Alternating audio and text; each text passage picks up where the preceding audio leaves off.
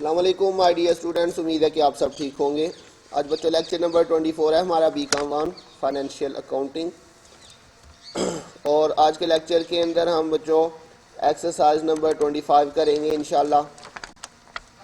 सबसे पहले इसको बच्चों रीड कर लेते हैं। The following trial balance was extracted from the books of Ali bros on 31 December 2020।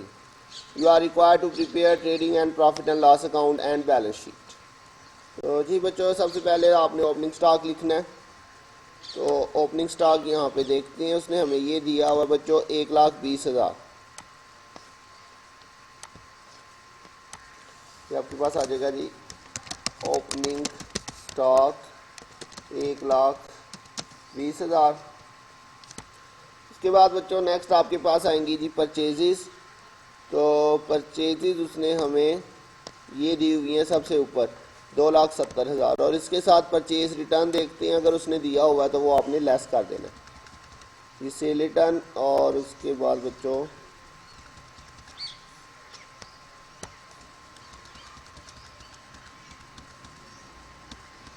जी बच्चों रिटर्न आउटवर्ड हमारा परचेज रिटर्न, ठीक है। तो इसे आपने क्या करना है, परचेजेस में से माइनस कर देना। तो 2,70,000 आपके पास परचेजेस आ जाएंगी 2,70,000, और इसमें से आपने क्या करना है जी लेस। अच्छा, इसमें बच्चों एक एडजस्टमेंट भी है।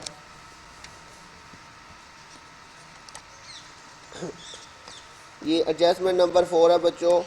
Closing stock include 18,000 worth of goods received for which the invoice were not received. कह बच्चों 18,000 रुपये की हमने चीज़ें रिसीव कर ली हैं जो कि हमारे पास क्लोजिंग स्टॉक में शामिल है, इंक्लूड हो चुकी हुई हैं।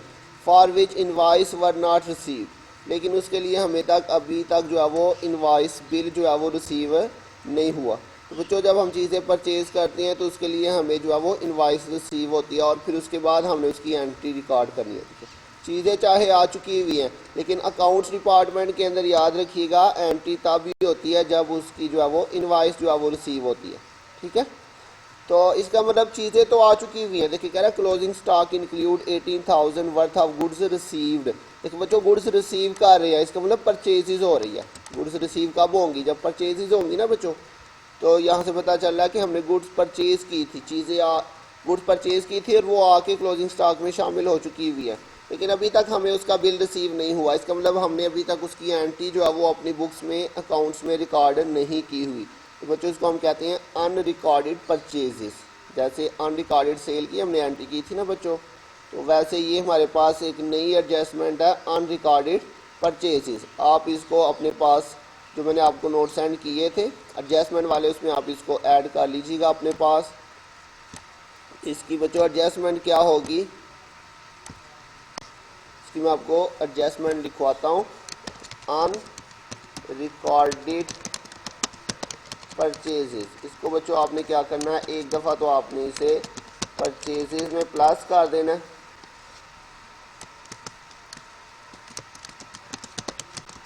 और दूसरा आपने बच्चों इसे जो है वो क्रेडिटर में भी जाके प्लस कर देना। ठीक हो गया बच्चों, ये इसका ट्रीटमेंट है। ये आप अपने पास नोट्स में लिख लीजिएगा। इसका आपने क्या ट्रीटमेंट करना है, अनरिकॉर्डेड परचेजेस को एक दफ़ा आपने परचेजेस में प्लस कर देना है, और एक दफ़ा आपने इसे बैलेंस शीट में जाके क्रेडिटर्स में भी प्लस कर देना। जैसे अनरिकॉर्डेड सेल को सेल में प्लस करते थे और डेटर्स में प्लस करते थे, वैसे ही अनरिकॉर्डेड परचेज एक दफ़ा परचेज में प्लस और एक दफ़ा क्रेडिटर्स में प्लस। तो ये आपकी नई एडजस्टमेंट है बच्चों, ठीक है। तो क्या करेंगे, यहाँ पे ऐड कर लेंगे अनरिकॉर्डेड परचेजेस। तो अनरिकॉर्डेड परचेजेस हमारे पास बच्चों कितनी है, 18,000, 18,000 हमारे पास अनरिकॉर्डेड परचेजेस आ जाएंगी। ये इसमें बच्चों ऐड करेंगे, और इसके बाद जो है वो इसमें से हम जो है वो परचेज रिटर्न माइनस कर देंगे, ठीक है। अब यहाँ से आपने इसमें से रिटर्न आउटवर्ड जो है वो लेस कर देना है। तो रिटर्न आउटवर्ड हमारे पास बच्चों गिवन था यहाँ पे 2400, इसमें से आपने बच्चों 2400 ये वाला जो है वो लेस कर देना। इसके अलावा बच्चों डायरेक्ट एक्सपेंसेस हमारे पास आएंगे।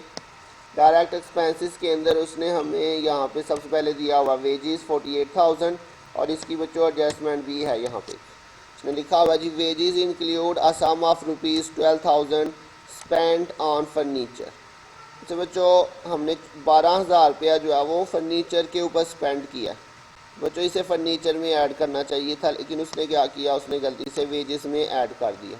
अब क्या करेंगे, वेजेस में से माइनस कर देंगे और फर्नीचर में प्लस कर देंगे। ठीक है, ये जिस तरह हम रेक्टिफिकेशन वाले आप चैप्टर में करते थे तो उसने हमें वेजेस कह रहा, वेजेस में इंक्लूड हमने किया हुआ 12,000 जो कि असल में स्पेंड हुआ फर्नीचर पे। तो क्या करेंगे बच्चों, वेजेस में से माइनस, फर्नीचर में प्लस। तो वेजेस की वैल्यू बच्चों यहाँ पे हमें गिवन है 48,000।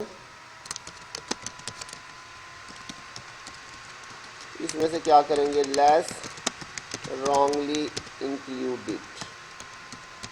हमने गलती से जो इंक्लूड किया हुआ वो आपने इसमें से लेस कर देना। कितना बच्चों, 12,000।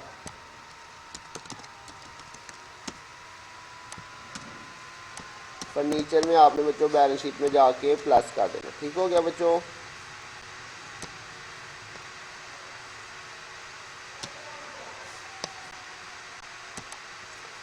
जी बच्चों, उसके बाद जो है वो मज़ीद देखते हैं कोई डायरेक्ट एक्सपेंस उसने अगर दिया हो तो वेजेस के बाद। जी बच्चों, यहाँ से जो है वो हमारे पास क्रेडिट बैलेंसेस आ रहे हैं। तो इसके अलावा कोई भी डायरेक्ट एक्सपेंस नहीं। दूसरी साइड पे आ जाए तो सेल आ जाएगा आपके पास 4,80,000 सेल आ जाएगी। और इसमें से आपने बच्चों लेस रिटर्न भी करना है। सेल रिटर्न उसने गिवन किया हुआ था क्वेश्चन के अंदर, यहाँ पे ये है 4800 बच्चों सेल रिटर्न है।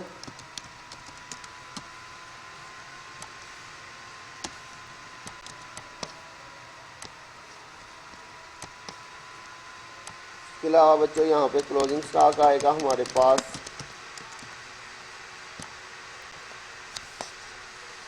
क्लोजिंग स्टॉक बच्चों उसने दिया हुआ 1,80,000। अच्छा बच्चों, ये जो उसने बताया था नीचे एडजस्टमेंट नंबर 4 में closing stock include 18,000 worth of goods receive. जी बच्चों, इसका आपने क्लोजिंग स्टॉक में कुछ नहीं करना।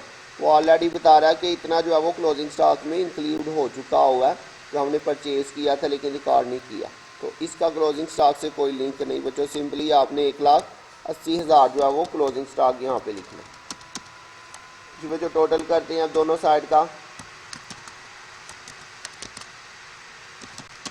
क्रेडिट साइड आ गई और इसी तरह से बच्चों डेबिट साइड पे हमारे पास दोनों का डिफरेंस लेते हैं।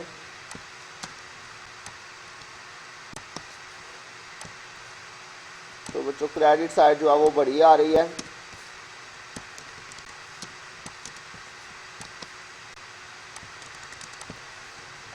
डेबिट साइड छोटी है। यहाँ पे बच्चों ये डिफरेंस आ जाएगा। ये हमारा आएगा जी ग्रॉस प्रॉफिट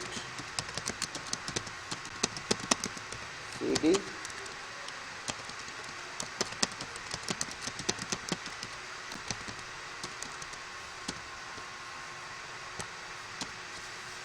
जी बच्चों, ये हमारे पास ग्रॉस प्रॉफिट आ गया। अब इसके बाद हमने बच्चों इनडायरेक्ट एक्सपेंसेस लिखने हैं।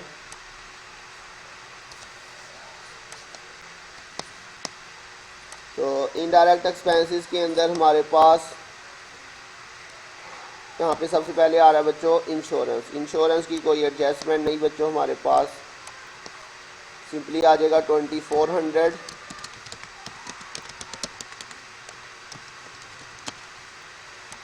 इंश्योरेंस के बाद बच्चों वेजेस, प्रिंटिंग एंड स्टेशनरी 6,000 आ जाएगा आपके पास।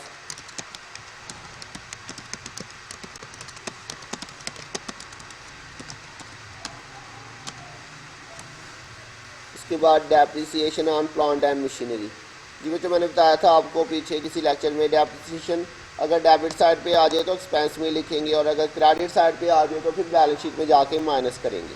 तो ये डेबिट साइड पे दी हुई है बच्चों, ये ऊपर हेडिंग लिखी हुई है डेबिट बैलेंस। तो ये depreciation on plant and machinery 3,000, इसका सिंगल इफेक्ट होगा बच्चों depreciation on plant and machinery.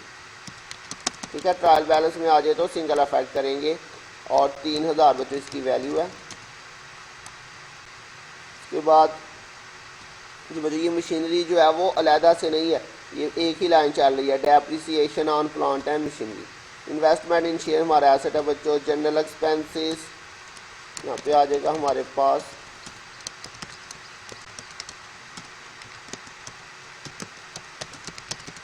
General expenses 66,000। उसके बाद प्रीपेड बच्चों, ये मैंने आपको बताया था, prepaid, outstanding, paid in advance, unearned, ये अगर ट्रायल बैलेंस में आ जाए तो बैलेंस शीट में इनका सिंगल इफेक्ट करेंगे। उसके बाद नेक्स्ट है बच्चों सैलरीज 24,000।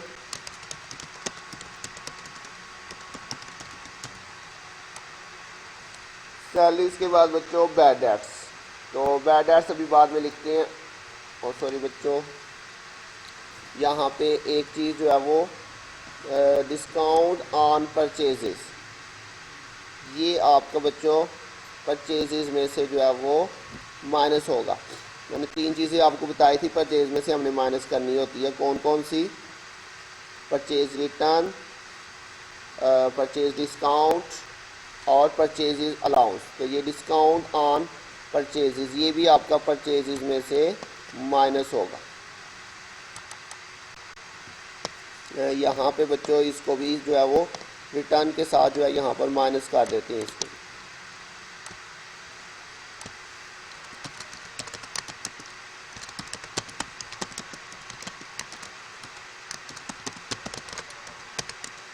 डिस्काउंट ऑन परचेजेस बच्चों कितना? 6,000।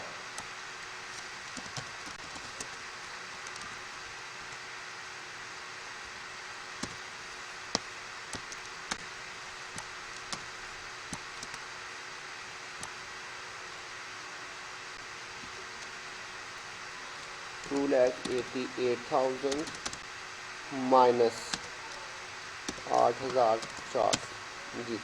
तो ये हमने दोनों वैल्यूज इसमें से बच्चों माइनस कर दिए हैं। यहाँ से ये मैं इसको अंडरलाइन ख़त्म कर देता हूँ, ठीक है बच्चों। तो ये हमने क्या किया,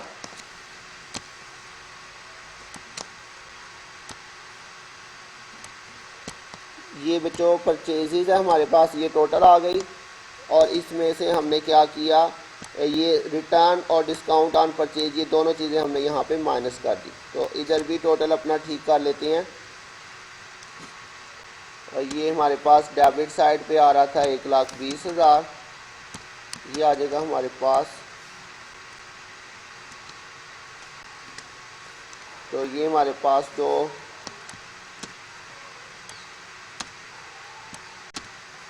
2,19,600,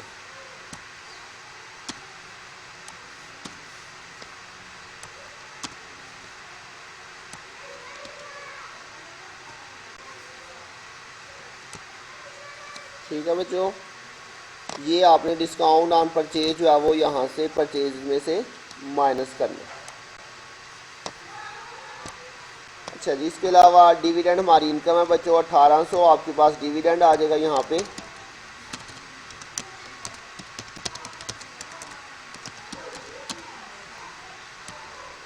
डिविडेंड के बाद इंटरेस्ट पेएबल बच्चों मैंने बताया था कोई भी आएगा वो हमारी लाइबिलिटी है। Salaries payable, bank overdraft, provision for bad dates 3,000 आपके पास आ जाएगा यहाँ पे। Provision for bad dates 3,000। इसके अलावा बच्चों क्रेडिटर्स हैं, रिटर्न आउटवर्ड हो गया, बिल्स पेएबल्स, कैपिटल जी बच्चों। तो अब ये बच्चों हमारे पास सिर्फ बैड डेट्स रह गया। तो बैड डेट्स आपका बच्चों डेबिट साइड पे आता है यहाँ पे। और इसके अंदर बच्चों हमने जो है वो न्यू बैड डेट्स और न्यू प्रोविजन जो है वो प्लस करनी होती है। बैड डेट्स की वैल्यू हमारे पास 1,200 है। तो एडजस्टमेंट के अंदर जाके देखते हैं उसने न्यू बैड डेट्स या न्यू प्रोविजन गिवन किया हुआ बच्चों। ये देखिए जी, एडजस्टमेंट नंबर 3 है, लिखा हुआ है increase provision for bad debts by 5% on debtors. तो ये बच्चों न्यू प्रोविजन है, लेकिन बच्चों इस एक नया जो है ना वो फार्मूला यहाँ पे यूज़ होगा। ये देखिए इसने यहाँ पे वर्ड लिखा हुआ है इंक्रीज बाय। जो बच्चों इससे पीछे अगर आप कोई भी क्वेश्चन देखें उसमें जो प्रोविजन दिया हुआ था उसमें इंक्रीज बाय का वर्ड नहीं था लिखा हुआ। यहाँ पे देखिए अगर आप पिछले सवाल में लिखा हुआ maintain a provision for bad debts at 5%, यहाँ पे इंक्रीज बाय नहीं लिखा हुआ, ठीक है।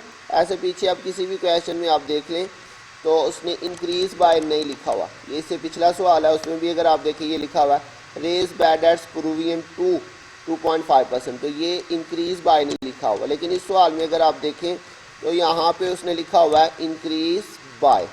तो बच्चों जब ये लिखा हो इंक्रीज बाय तो देन हमने न्यू प्रूवियन किस तरह से कैलकुलेट करनी है, इसके लिए थोड़ा सा डिफरेंट फार्मूला अप्लाई होगा। तो ये इस क्वेश्चन के अंदर मेन समझे जो हमने यही वाला फार्मूला सीखना, ठीक है। एक तो ये वाली न्यू एडजस्टमेंट थी लेकिन वो बिल्कुल सिंपल थी। ये हमारी मेन एडजस्टमेंट है, increase provision for bad debts by 5%। तो इसके लिए बच्चों आपने फार्मूला ये इस तरह से लगाना है, provision for bad debts increase by वाले फार्मूले से बच्चों इसको कैलकुलेट करेंगे। इसके लिए बच्चों पहला तो आपने फार्मूला वही वाला लगाना जो हम पहले लगाते थे, sundry debtor plus unrecorded sale minus sale on return basis provision for discount on debtors minus bad debts. ये आपने पहला फार्मूला बिल्कुल उसी तरीके से लगाना है बच्चों। इसके बाद आपने क्या करना है, जो आंसर आएगा उसके अंदर आपने ओल्ड प्रूवियन प्लस करके जो टोटल आएगा उसमें से ओल्ड बैड डेट्स और न्यू बैड डेट्स माइनस कर देंगे। बस इतना मुश्किल भी नहीं बच्चों, पहले वाला फार्मूला वैसे ही अप्लाई करना है। जो आंसर आएगा उसमें ओल्ड प्रूवियन प्लस कर देनी है और टोटल जो आएगा उसमें से ओल्ड बैड डेट्स और न्यू बैड डेट्स दोनों माइनस कर देने हैं, तो आपके पास न्यू प्रूवियन आ जाए। समझ आ गई बच्चों। तो अब इसी फार्मूले में वैल्यूज पुट करते हैं। सबसे पहले सन्डी डेटर्स हमारे पास कितना था जी, यहाँ पे इसमें वैल्यूज पुट कर लेते हैं। सन्डी डेटर्स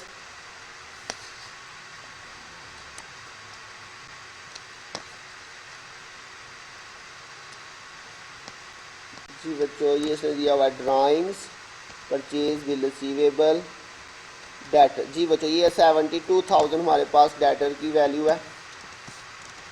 और मुझे लगता है इसके अलावा उसने unrecorded sale, sale on return base provision for discount और न्यू बैड डेट्स कुछ भी नहीं उसने दिया हुआ बच्चों। तो हम सिंपली क्या करते हैं 72,000 इसका बच्चों मल्टीप्लाई 5%, सीधा सीधा हम कर लेते हैं बच्चों, ठीक है। तो 5% ही बताया हुआ था इसमें उसने, तो ये सन्डी डेटर्स के ऊपर हमारे पास 5% आ जाएगा। तो ये हम यहाँ पे इसका लिख लेते हैं टोटल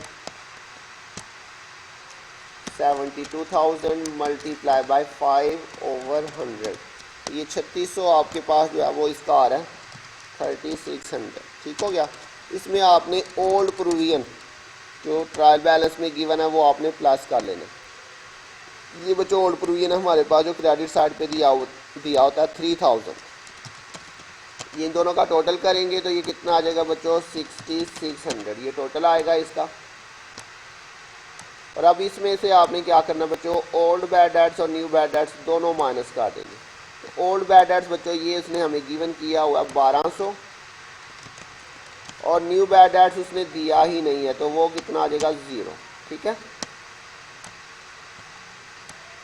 तो ये अब आपने बच्चों क्या करना है, ये 6600 में से आपने ये वाली दोनों वैल्यूज जो है वो आपने माइनस कर देनी। इधर चूँकि 0 है इसलिए कुछ भी नहीं लिखा, लेकिन ये कंप्लीट फार्मूला हमारे पास। तो ये बच्चों अब हमारे पास क्या चीज़ आ जाएगी, ये हमारे पास आएगा जी न्यू प्रूवियन। तो इस तरह से निकालेंगे न्यू प्रूवियन अगर उसने हमें बच्चों क्या लिखा हुआ है इंक्रीज बाय। तो आपने पहला तो वही फार्मूला सेम उसी तरह से लगाना है। ये उस फार्मूले का आंसर आ गया, क्योंकि यहाँ पे कोई वैल्यूज़ नहीं थी इसलिए मैंने डायरेक्टली यहाँ पे लिख दिया। इसमें ओल्ड प्रूवियन जो है वो गिवन होगा वो आपने प्लस कर लेना है, टोटल आ जाएगा आपके पास। उसमें से आपने ओल्ड बैड डेट्स और न्यू बैड डेट्स दोनों माइनस करनी है। तो ये आपके पास बच्चों जो आंसर आएगा ये आपका न्यू प्रूवियन आएगा। इसके अलावा बच्चों यहाँ पे जो है वो ट्रीटमेंट उसी तरह से होंगे, यहाँ पे कोई चेंज नहीं होगा। यहाँ पे हम उसी तरह से provision for bad debts credit side पे लिखते थे, यहाँ पे old bad debts plus new bad debts नहीं दिया हुआ, उसके अलावा ऐड कर लेते हैं न्यू प्रूवियन। सिर्फ न्यू प्रूवियन को कैलकुलेट करने का जो तरीका वो सिर्फ चेंज हुआ, बाकी यहाँ पे उसको हमने जो रिकॉर्ड करना है वो बिल्कुल वैसे ही होगा बच्चों जिस तरह पहले करते थे। और बैलेंस शीट में भी बच्चों वही ट्रीटमेंट करेंगे जिस तरह हम पहले करते थे, ठीक हो गया बच्चों। तो ये हमारे आज के क्वेश्चन का मेन जो है वो नया पॉइंट था। आगे जो क्वेश्चन आएंगे उसके अंदर हमने इसी तरह से इंक्रीज बाय वाले फार्मूले से जो है वो क्वेश्चन सॉल्व करने हैं इंशाल्लाह। सारे नहीं लेकिन अभी इस तरह से क्वेश्चन आएंगे तो बच्चों हम इसी फार्मूले से कैलकुलेशन करेंगे। इसके अलावा बच्चों हमने सारी एडजस्टमेंट कर ली है, सारी चीज़ें रिकॉर्ड हो चुकी हैं। क्लोजिंग स्टॉक भी हो गया, वेजेस और सारा कुछ हो गया बच्चों। तो अब इसका टोटल करके देखते हैं कौन सी साइड बढ़िया आ रही है।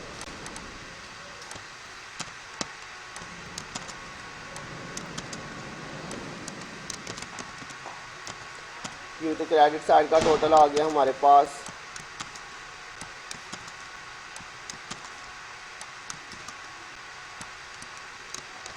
ये डेबिट साइड आ गई और इनका डिफरेंस लेते हैं बच्चों।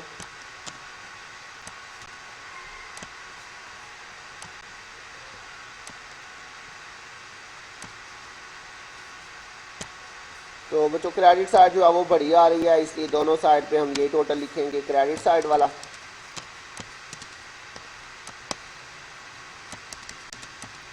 और डेबिट साइड छोटी है बच्चों, तो यहाँ पे ये डिफरेंस आ जाएगा आपके पास, ये आएगा जी नेट प्रॉफिट।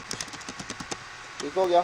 बैलेंस शीट में चलते हैं, इसमें आ जाएगा जी करंट एसेट्स। करंट एसेट्स के अंदर सबसे पहले cash in hand, cash at bank हमने लिखना होता है।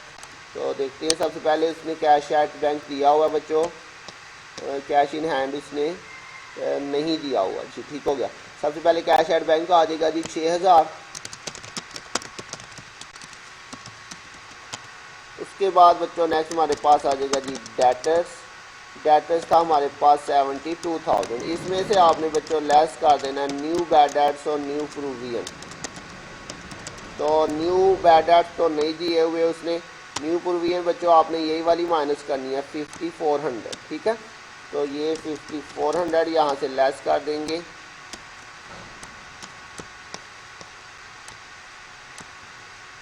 इसके अलावा बच्चों क्लोजिंग स्टॉक आ जाएगा हमारे पास। क्लोजिंग स्टॉक उसने हमें दिया था एडजस्टमेंट के अंदर 1,80,000।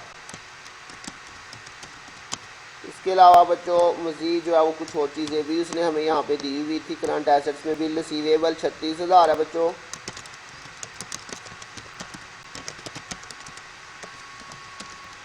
बिल रिसीवेबल के अलावा उसने हमें डेटर्स हो गया हमारा यहाँ पे बच्चों इन्वेस्टमेंट इन शेयर्स।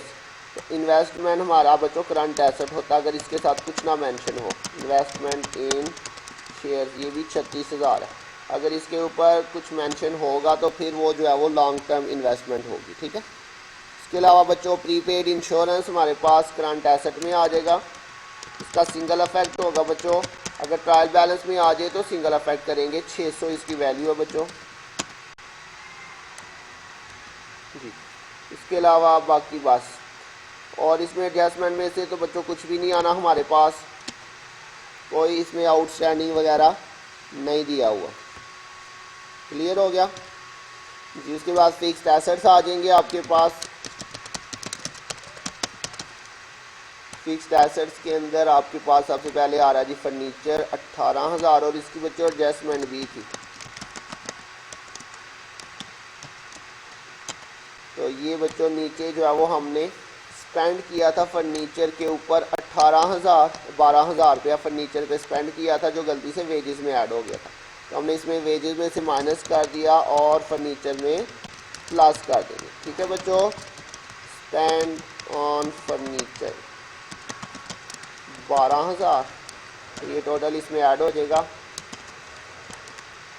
तो ये बच्चों 12,000 का देखिए जी डबल इफेक्ट हो गया। इसके अलावा बच्चों फर्नीचर के बाद प्लांट एंड मशीनरी 90,000 है हमारे पास।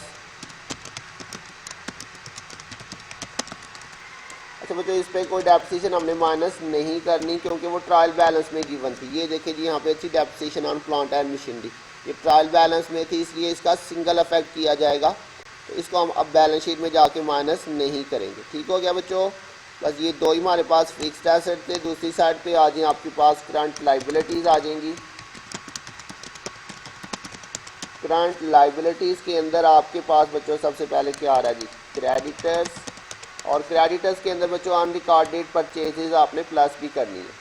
तो क्रेडिटर्स की वैल्यू हमारे पास है 48,000। इसमें क्या करेंगे ऐड अनरिकॉर्डेड परचेजेज। याद है जो हमने एक दफ़ा परचेज में प्लस किया, यहाँ पे ये 18,000 और एक दफ़ा मैंने बताया उसे क्रेडिटर्स में भी प्लस कर देना। तो ये दोनों वैल्यूज़ यहाँ पे प्लस हो जाएंगी। इसके अलावा बच्चों हमारे पास करंट लाइबिलिटीज़ के अंदर इंटरेस्ट पेबल 3600, कोई भी पेबल आ जाए बच्चों, मैंने बताया था वो आपका करंट लाइबिलिटी में आएगा। इंटरेस्ट पेबल, बिल्स पेबल, कोई भी पेबल आ जाए, जैसे सैलरीज पेबल 1200, ये आपकी लाइबिलिटी है बच्चों। ये सैलरीज हमारा एक्सपेंस था, ये सैलरीज पेबल है, ये हमारी लाइबिलिटी है, ठीक है। सैलरीज पेबल, तो इनका सिंगल अफेक्ट करेंगे क्योंकि ट्रायल बैलेंस में है 1200। इसके अलावा बैंक ओवरड्राफ्ट है 60,000,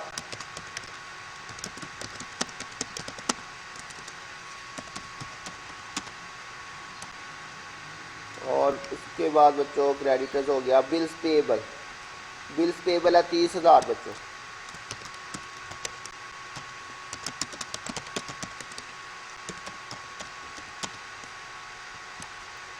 ठीक हो गया बच्चों। करंट लाइबिलिटीज़ हो गई, लॉन्ग टर्म लाइबिलिटीज़ नहीं दी हुई। उसके बाद आ जाएगा जी ऑनर्स इक्विटी। ऑनर्स इक्विटी में सबसे पहले कैपिटल आ जाएगा आपके पास। कैपिटल है जी 1,98,000। इसमें आपने ऐड कर लेना बच्चों नेट प्रॉफिट। नेट प्रॉफिट बच्चों ये हमारा निकला हुआ है, इसको ऐड करेंगे। तो इसके अलावा अगर ड्राइंग्स है तो वो आपने माइनस कर देनी। तो एक दफ़ा देख लेते हैं बच्चों, ड्राइंग्स उसने दी हुई हैं बच्चों जी 30,000 आपके पास जो है वो ड्राइंग्स है। ठीक हो गया। तो इसलिए पहले इनर कॉलम में प्लस करेंगे इन दोनों को, और इसमें से अब क्या करेंगे, लेस ड्राइंग्स 30,000।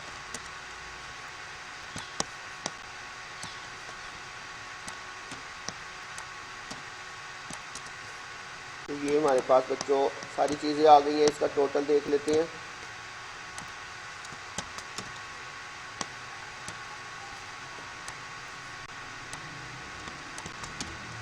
जी बच्चों ये बिल्कुल हमारा जो है वो दोनों साइड का जो टोटल है वो सेम आ रहा है।